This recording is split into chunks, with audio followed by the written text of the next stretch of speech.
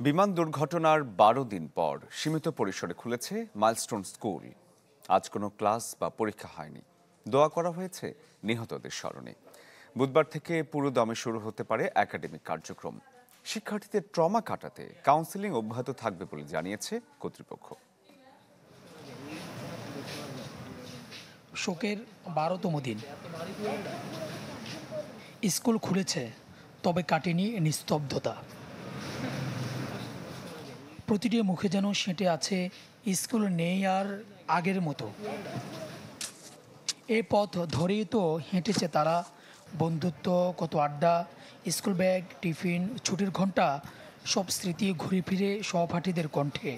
চাইলেও ভোলা যায় না দুঃস্বপ্নের সেই দিন। বুঝে গেছেন এই ট্রমা জীবনসঙ্গী হয়ে গেছে তাদের। জীবনে কোনোদিন আশাও করতে পারিনি যে আমাদের ক্যাম্পাসে এরকম একটা দুর্ঘটনা ঘটবে বা কোনো ক্যাম্পাসেই বা ঘটবে। হঠাৎ এখনও মনে পড়ে ওই দিনের পরে যখন বজ্রপাত হচ্ছিল, আমাদের মনে তখনও মনে হচ্ছিল যে এখনই বোধহয় কোথাও কোনো ফাইটার জেট ক্র্যাশ করলো কিনা। স্কুলে আসলো, বাচ্চারা বাবা মার কোলে ফিরলো না। এটা আসলে মেনে নেওয়ার মতো না। দুহাত তুলে সবার অস্ত্র ভেজা প্রার্থনা তাদের জন্য।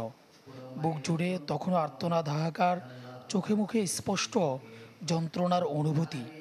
এত জলদি যাবার কথা তো ছিল না। শিক্ষার্থীদের স্বাভাবিক অবস্থায় ফিরিয়ে আনতে কাজ করছে মাইলস্টোন স্কুল অ্যান্ড কলেজ। তবে খানিক পর পর ক্লাসরুমের উপর দিয়ে উড়ে যাওয়া বিমানের শব্দ কতখানি পারবে এর ট্রমা কাটাতে। স্কুলে আসতে চাচ্ছে না, বলতেছে আম্মু এখনো কি ওইখান দিয়ে প্লেন চলে। ভয় তো লাগে, আনসেফ লাগে, মনে হয় যে আমরা সেফ নাই এখানে। সব গার্ডিয়ানদের সাথে আমরা কমিউনিকেট করছি। আমার ফর্ম টিচার যারা ছিলেন প্রত্যেক স্টুডেন্টদের সাথে কথা বলেছে, এবং যারা বাসায় একটু ট্রমাটাইজ ছিল তাদেরকে আমরা কলেজে আনার জন্য উৎসাহিত করেছি, এবং তারা কাউন্সিলিংয়ের মধ্য দিয়ে গেছে। স্বাভাবিক কার্যক্রম চলছে কলেজ শাখায়। কথা আছে বুধবার পুরোদমে পাঠদান শুরু হবে মাইলস্টোন স্কুল শাখাতেও। মাইলস্টোন স্কুল অ্যান্ড কলেজে বিমান বিধ্বস্তের পর ধীরে ধীরে স্বাভাবিক হতে শুরু করেছে এখানকার পরিবেশ। শিক্ষার্থীরা ক্যাম্পাসে আবারও আসা শুরু করেছেন। তবে অকালে যে প্রাণগুলো ঝরে গেল, তাদেরকে হারিয়ে কতটা আগের মতো সেই পরিবেশে ফিরে আসবে, সেটি এখন ভাববার বিষয়।